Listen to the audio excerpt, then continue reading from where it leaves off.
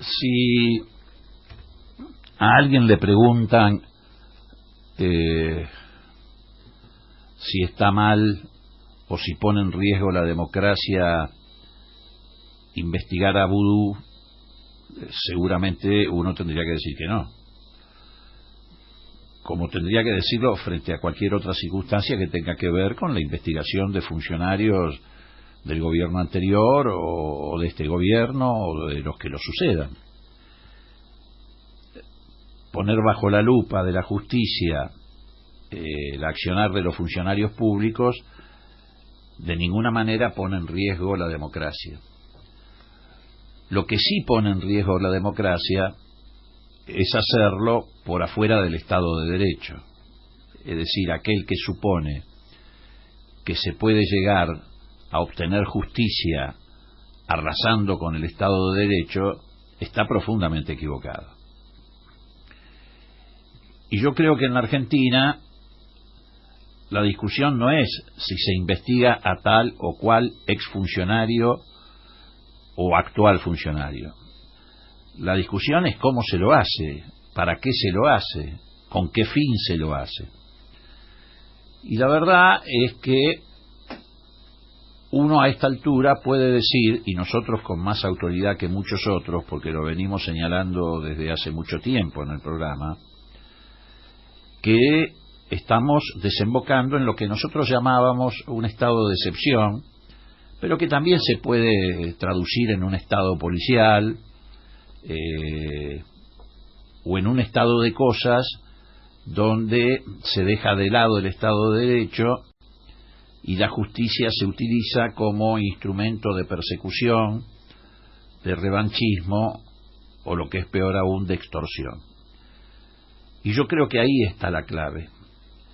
Estamos reemplazando el pacto democrático que los argentinos fundamos en el 83 por relaciones de extorsión. Hoy ya no vale tanto la legitimidad del voto, mucho menos aparentemente la ley, los códigos de procedimiento, la Constitución Nacional, los tratados internacionales que la Argentina comprometió o a los que se comprometió desde el 83 en adelante. Hoy lo que funciona en las relaciones de poder en el ámbito institucional, o mejor dicho, reemplazando el ámbito institucional, es la extorsión mafiosa.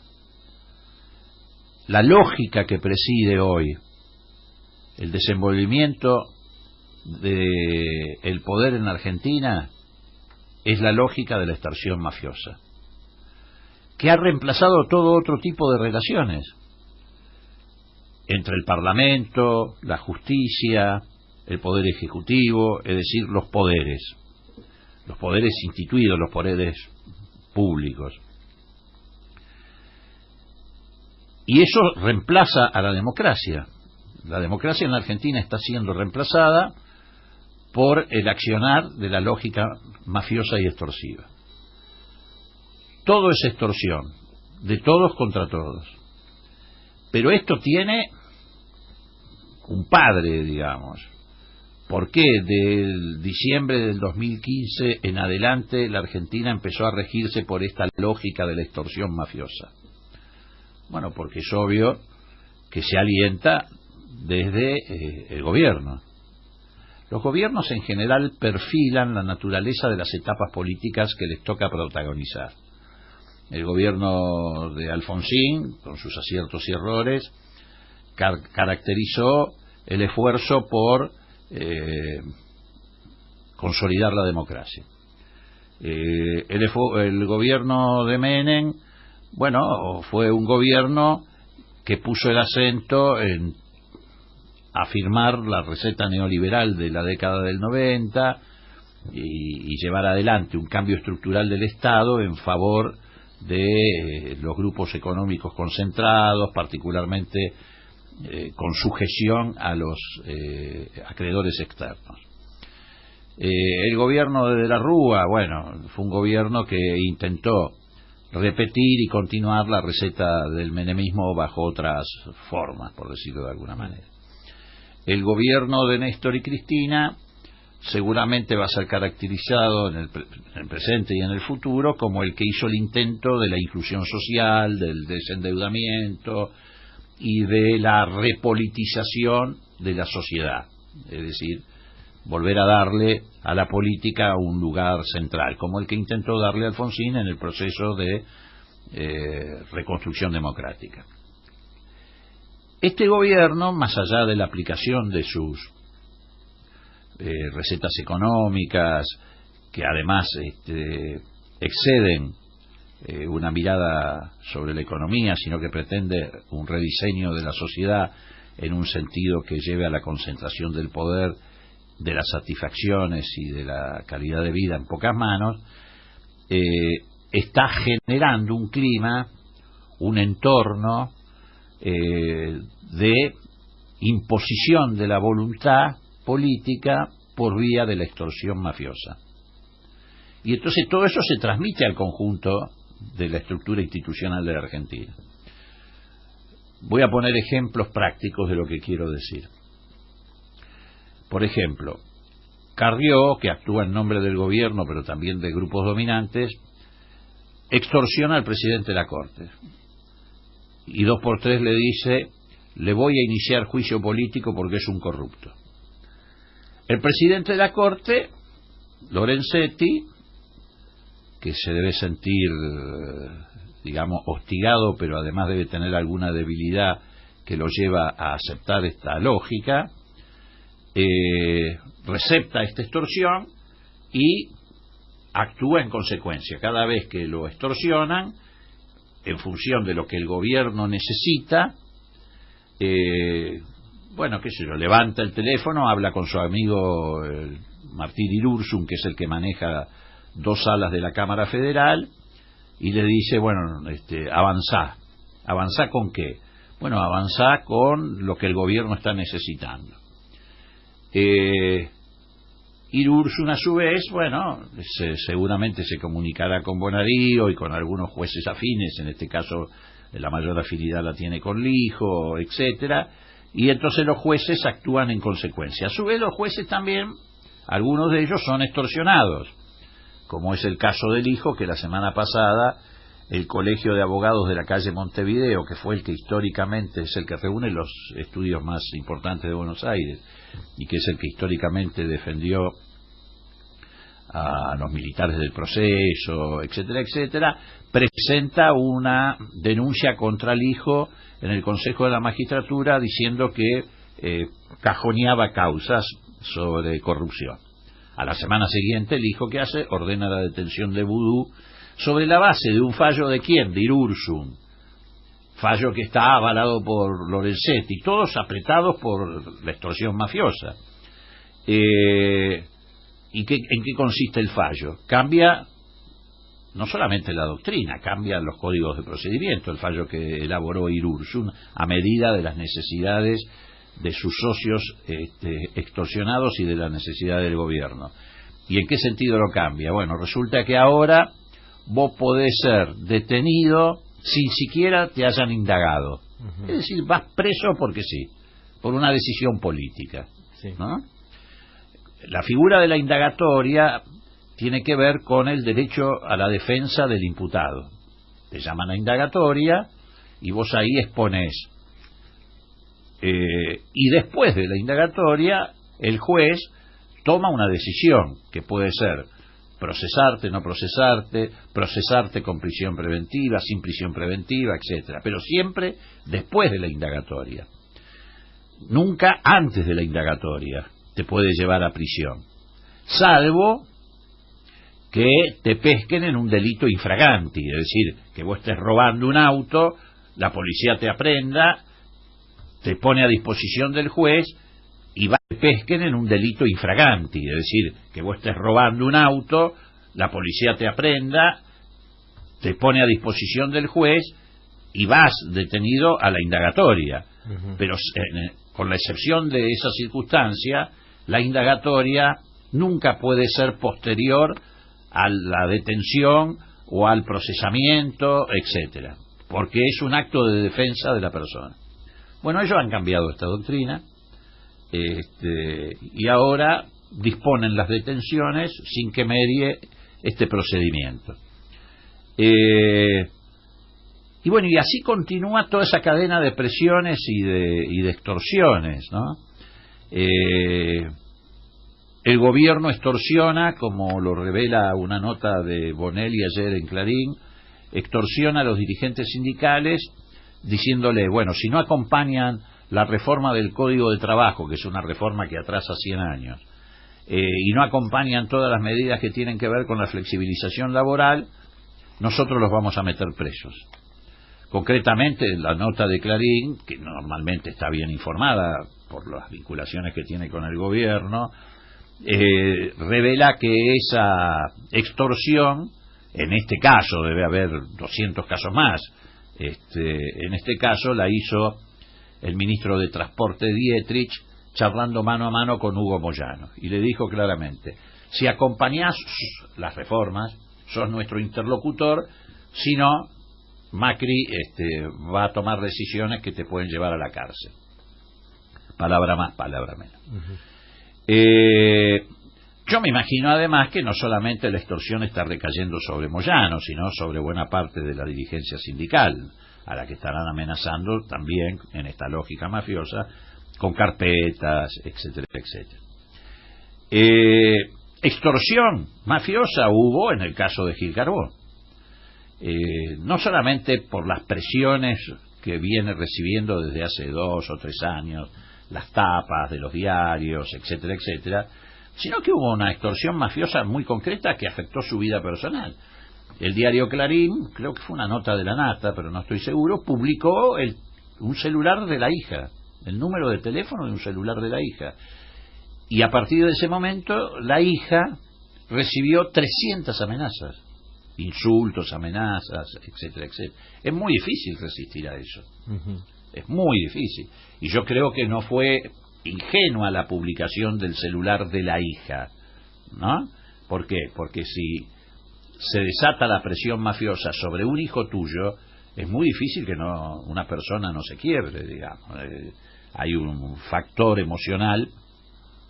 Sí, totalmente. Aparte, vos ahí tenés un tema, ahora escuchándote, que ya no es el carpetazo. No. Si cualquiera puede quedar preso en cualquier momento por cualquier situación, con el acompañamiento mediático y cómo funciona esta fórmula de extorsión, ya no es únicamente el carpetazo, es una amenaza certera, ¿no? Absolutamente.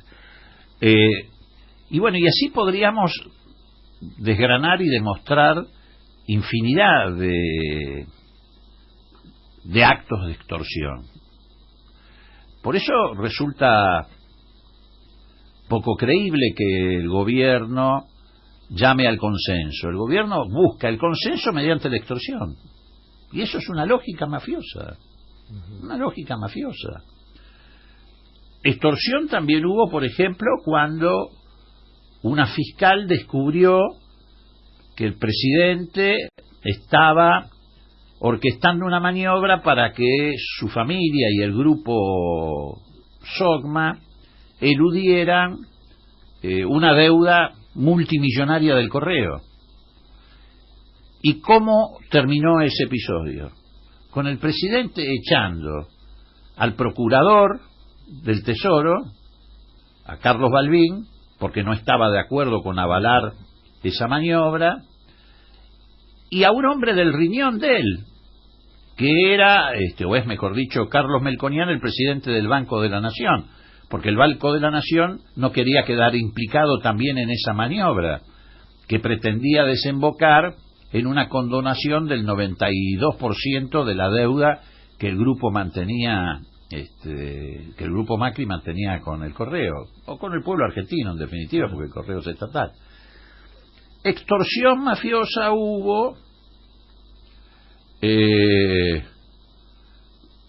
respecto a la cuestión vinculada al modo de relacionarse con los gobernadores. Es decir, a los gobernadores se les dice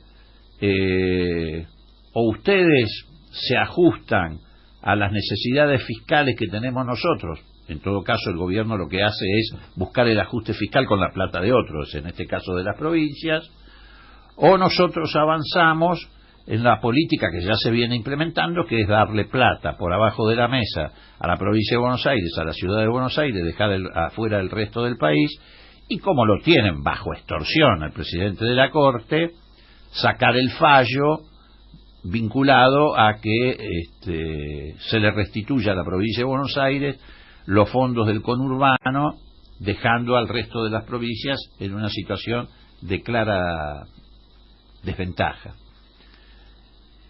Extorsión hay cuando el periodista Horacio Berbisky accede a la información de quienes han blanqueado, publica la información, y inmediatamente eso produce una reacción del gobierno de Macri, seguramente porque en el blanqueo aparecían comprometidos el hermano del presidente, etcétera, etcétera, que a su vez no pagan la deuda del correo, y entonces embisten contra el Grupo Octubre, propietario, entre otras cosas, de esta radio.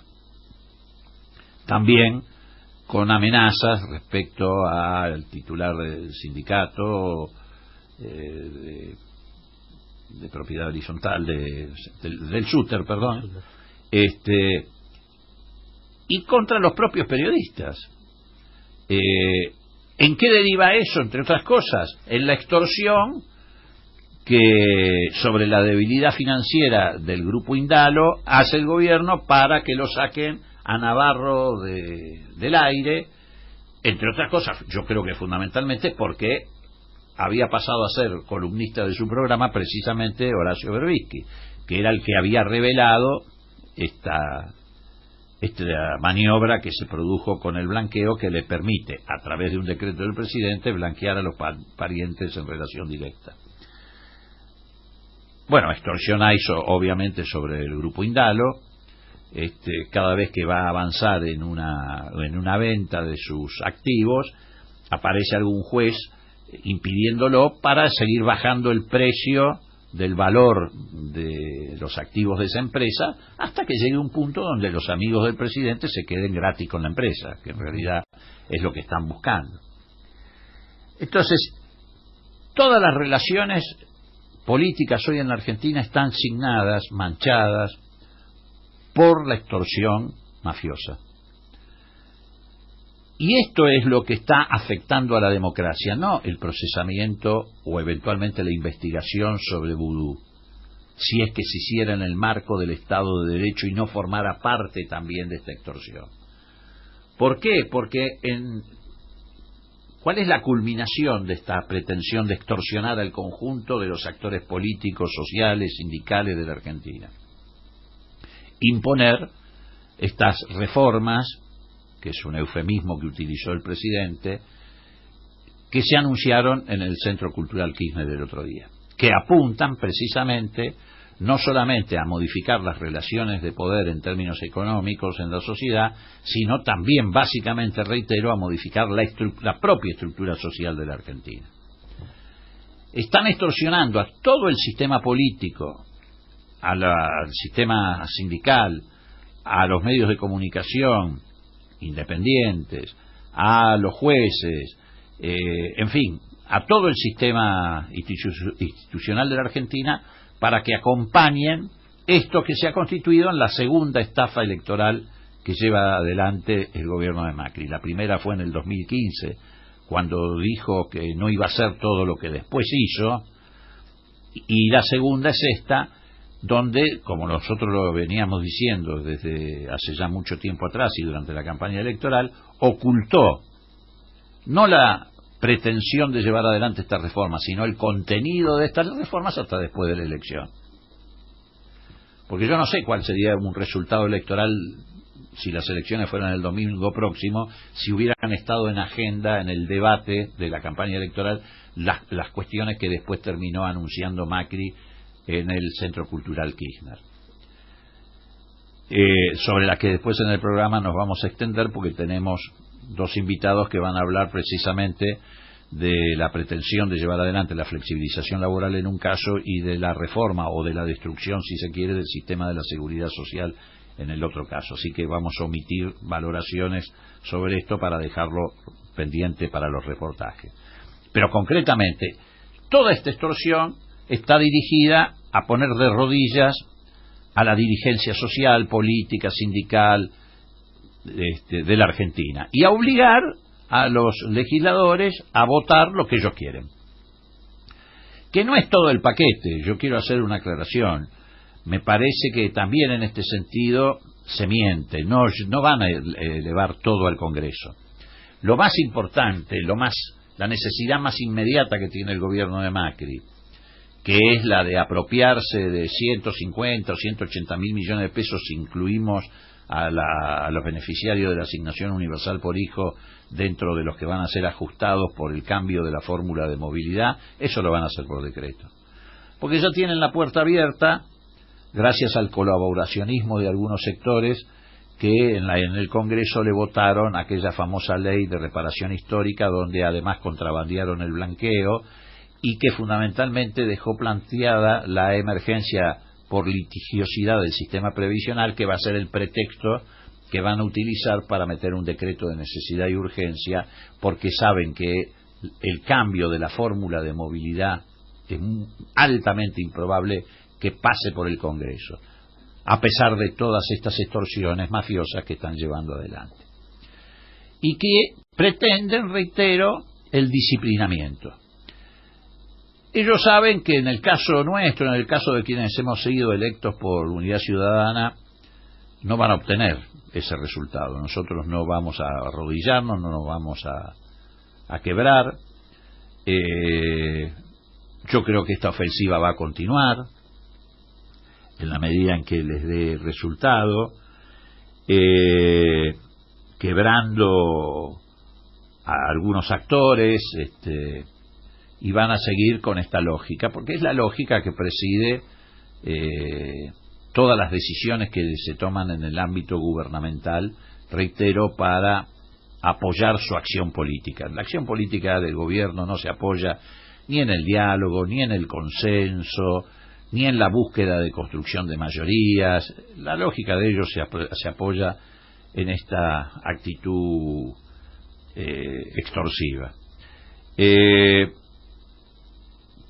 Probablemente en los próximos días esta catarata continúe.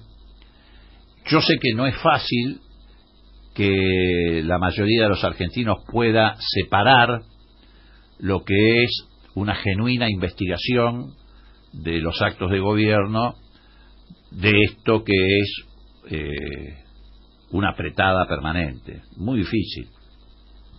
Vos fijate que la falsedad y la dicotomía de estas cuestiones queda de manifiesto, como por ejemplo cuando se pide, hace un año ya que se pidió, el 8 se va a cumplir, de parte del Frente para la Victoria, una investigación de la totalidad de la obra pública, y el gobierno se opone sistemáticamente, bloqueó siempre en el Parlamento durante un año esta iniciativa. ¿Por qué? Y bueno, por razones obvias. Porque rompería la lógica de la extorsión, porque pondría las cosas negro sobre blanco, y entonces estaríamos conociendo lo que no se conoce, porque vos fíjate la paradoja de todo esto. Se investigan funcionarios por supuestos actos de corrupción, de recepción de coimas, prebendas, etcétera, pero nunca aparece el nombre de los empresarios que coimearon. Nunca aparece. Como si esto tuviera nada más que un solo actor. Y sabemos que si hay un hecho de, valga la redundancia, de cohecho, hay dos actores. Bueno, el otro actor no aparece nunca. En ningún caso aparecen quienes participaron de manera activa en el cohecho. ¿Por qué? Bueno, porque son ellos. En la mayor parte de los casos, si es que existieron, son ellos. Sí, y cuando aparecen, como el caso de Arribas, como intermediario, por ejemplo, te lo ocultan. Porque también está eso en el análisis de la gente, ¿viste? El ocultamiento. Entonces, digo, el gran desafío que se plantea ahora para la democracia desde el 83 en adelante tuvo muchos desafíos. el desafío de no dejarse restringir, por decirlo de alguna manera, por las corporaciones, por la corporación militar, que eran las corporaciones preponderantes. Después ha tenido el desafío de tener que afrontar las políticas del neoliberalismo, que degradan a la democracia. Ha tenido muchos desafíos. Ahora tiene el desafío de imponerse sobre la extorsión mafiosa. No dejar que la democracia se distorsione y se transforme en una caricatura como consecuencia de esta lógica mafiosa. Porque además, encima de todo esto, hay un gran extorsionador, que es el Grupo Clarín, que es el que termina extorsionando a todos. Yo creo que incluso en alguna medida al propio gobierno, que es el gran ganador en términos de acumulación de poder, y que es el que opera mediáticamente, que hoy es uno de las herramientas más importantes que tienen los grupos dominantes, sobre todo los actores, sobre los políticos, a los que discrimina de acuerdo a cómo se paran o se ubican en función de las necesidades del grupo, que es el que inventó de la calificación de K a cualquiera que se parara en la vereda del Movimiento Nacional y Popular como una manera de descalificarlo o de denostarlo, o de vincularlo a la corrupción, que extorsiona a los jueces cuando hay jueces que no actúan en línea con sus necesidades o lo que ellos denominan el periodismo de guerra, lo extorsionan, no solamente en el caso de Gil Carbó publicando el teléfono de la hija, sino también muchas veces calificándolos de antemano de corruptos o publicándole la foto para que haya algún escrache en los lugares públicos donde estos funcionarios acuden, que tiene enemigos muy precisos, blancos muy concretos. Martín Irurzun, por ejemplo, que es un articulador fundamental, reitero, entre el presidente de la Corte y los jueces, es un hombre de vínculos muy estrechos con uno de los columnistas más importantes del diario Clarín, y actúan en consonancia, es el que le brinda información de cómo van a ser los pasos de esta lógica de extorsión en el ámbito judicial. Entonces estamos frente a un nuevo desafío. La cuestión es pensar cómo lo vamos a poder superar. Yo creo y sigo convencido de que la democracia es el mejor sistema precisamente porque es el único que se perfecciona a sí mismo. En los marcos de gobiernos autoritarios no hay ninguna posibilidad de alcanzar la perfección, pero creo que estamos frente a un desafío muy grave, muy serio, de mucho volumen, que va a requerir de mucha voluntad, de mucha inteligencia de nuestra parte, y que va a imponernos una tarea muy fuerte de esclarecimiento. Creo que la comunicación hoy en la Argentina, habida cuenta de estas restricciones enormes que estamos teniendo y que vamos a tener en el futuro inmediato, porque esto no se detiene, hay que ver cómo la ponemos en manos del propio pueblo, de la propia sociedad, cómo gestamos nuestras propias formas de comunicación, porque también en el marco de esta lógica de extorsión se impone de parte del gobierno la idea de alcanzar el ideal de una sola voz.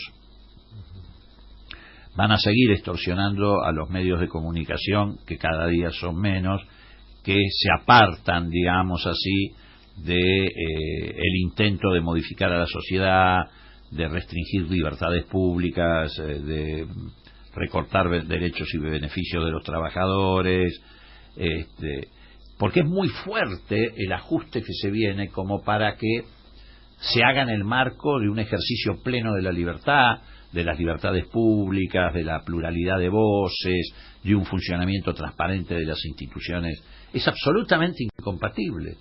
Hoy el mayor riesgo de la democracia es el ajuste. La extorsión mafiosa es la herramienta, pero el riesgo real de la democracia es el ajuste que se viene, es brutal. Digo, sin avanzar mucho sobre lo que vamos a conversar con nuestros invitados, pero vos, fíjate, vamos a tomar un par de ejemplos nada más. Decíamos recién, Si se modifica la fórmula de movilidad,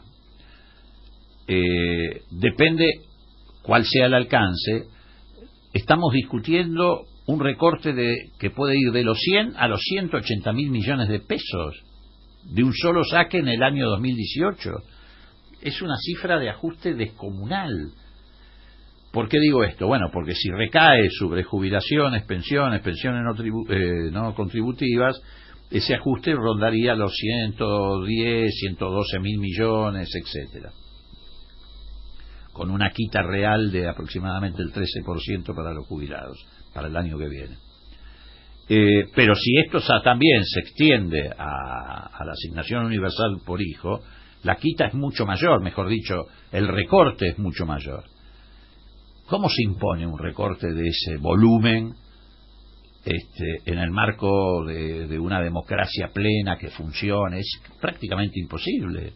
Por eso esta lógica extorsiva está a full. ¿Y por qué tomo como ejemplo esto? Porque es lo más inmediato del ajuste. Todo lo otro lo pueden ir bicicleteando, hablan del gradualismo. En esto no van a tener gradualismo. Y por eso lo van a meter por decreto de necesidad y urgencia. ¿Por qué? Porque el gobierno se ha venido endeudando desaforadamente. Y llega el punto donde los acreedores, a través de sus gendarmes, que es el Fondo Monetario Internacional y la OCDE, le dicen, no, bueno, para un cachito, ¿y vos cómo me vas a pagar? Empiezan a preguntarse cuál es la capacidad de repago que tiene la Argentina, tomando en cuenta este endeudamiento desaforado en el que se ha embretado. Entonces, cuando te empiezan a preguntar eso, ¿qué hacen estos tipos? Dicen, no, quédense tranquilos, nosotros vamos a hacer este año, por ejemplo, le vamos a recortar a la Seguridad Social 180.000 millones de pesos. Entonces, con eso pretenden darle tranquilidad a los acreedores.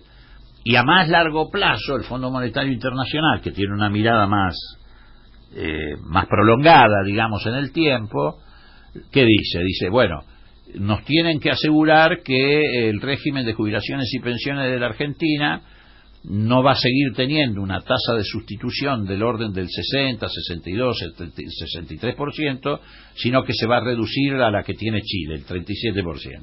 La tasa de sustitución es lo que vos cobrás una vez jubilado en función de lo que había sido tu salario como activo. Bueno, en la Argentina eso promedia entre el 62 y 63%, en algunos casos el 70%. En Europa está por encima del 70%. En Chile y en Perú ronda el 35 y el 37%. Bueno, eso es el nivel de la tasa de sustitución a la que quiere el Fondo Monetario Internacional llevar a la Argentina. Entonces, vos pensás, Diego, ¿cómo se va a imponer una quita este año, 2018, de 180.000 millones de pesos?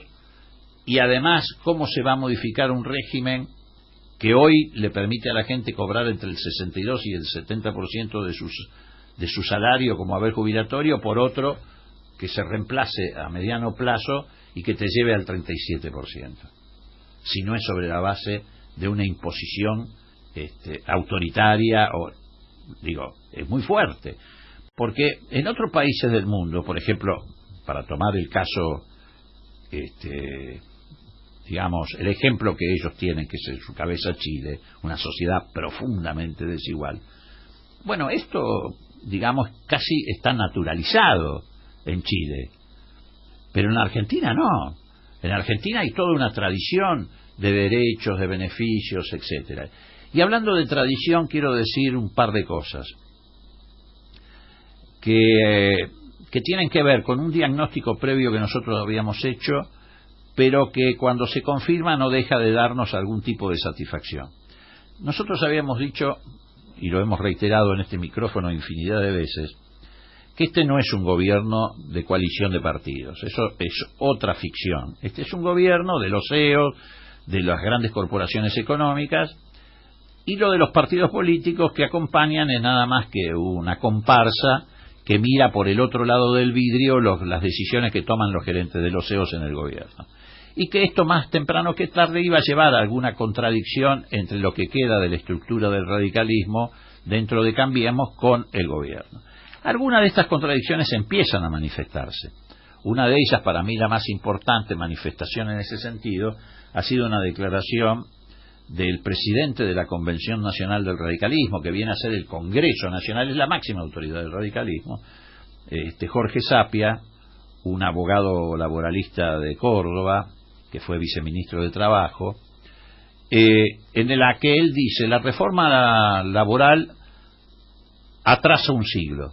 Y entonces explica en esa declaración que los cambios que se proponen en el Código de Trabajo nos retrotraen a la época previa a la creación de la Organización Internacional del Trabajo, allá por 1919. Ni siquiera es un retroceso al 45.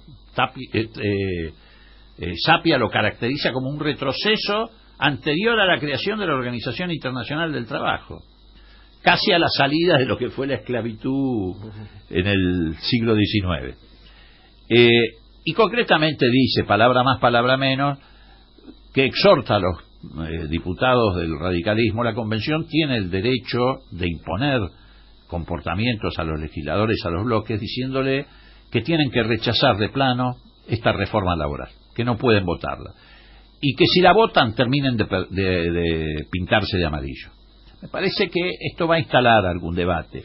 ¿Por qué? Bueno, porque el radicalismo también tuvo en su momento, en la construcción de un modelo social inclusivo, tuvo un papel en relación a las reivindicaciones de la clase obrera. Desde ya el gobierno de Irigoyen, que fue el primero que abrió la Casa de Gobierno a los sindicatos y el primero que llevó adelante el reconocimiento de los sindicatos. Pero también lo tuvo, por ejemplo, cuando incorporó a la Constitución Nacional el radicalismo el artículo 14 bis de la Constitución, que entre otras cosas precisamente consagra el derecho de huelga con categoría constitucional, que es una de las herramientas principales que tienen los trabajadores para defender sus derechos cuando pretenden ser avasallados o por los patrones o por el Estado. Ni el propio peronismo se había animado a incorporar a la Constitución el derecho de huelga.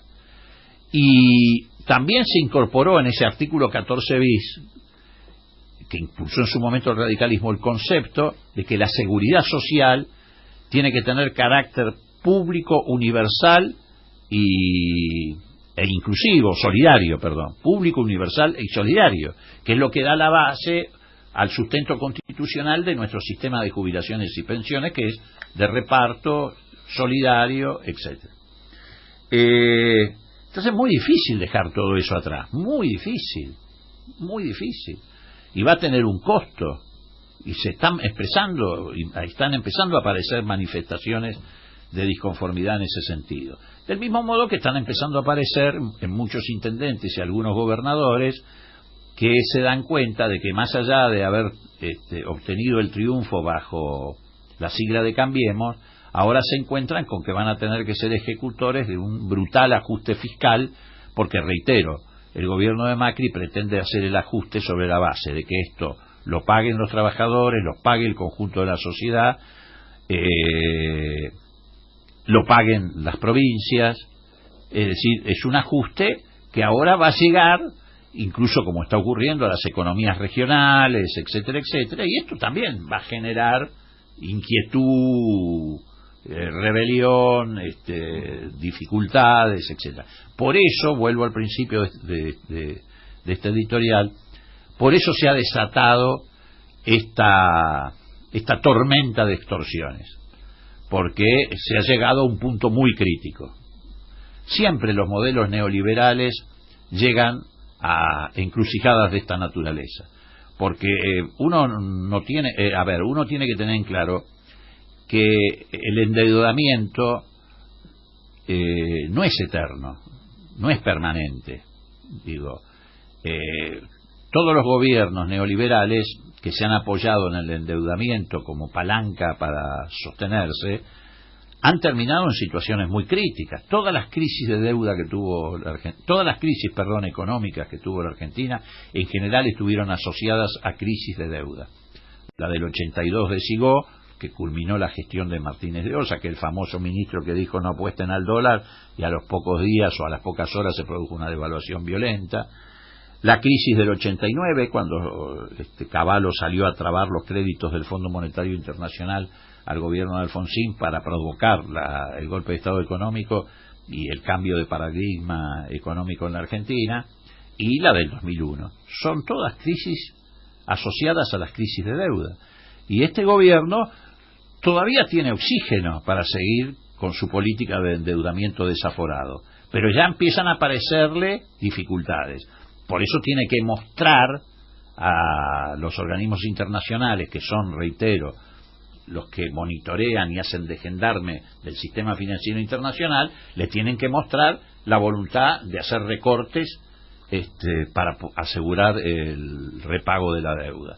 Bueno, eso es en líneas generales en lo que estamos hoy los argentinos transitando.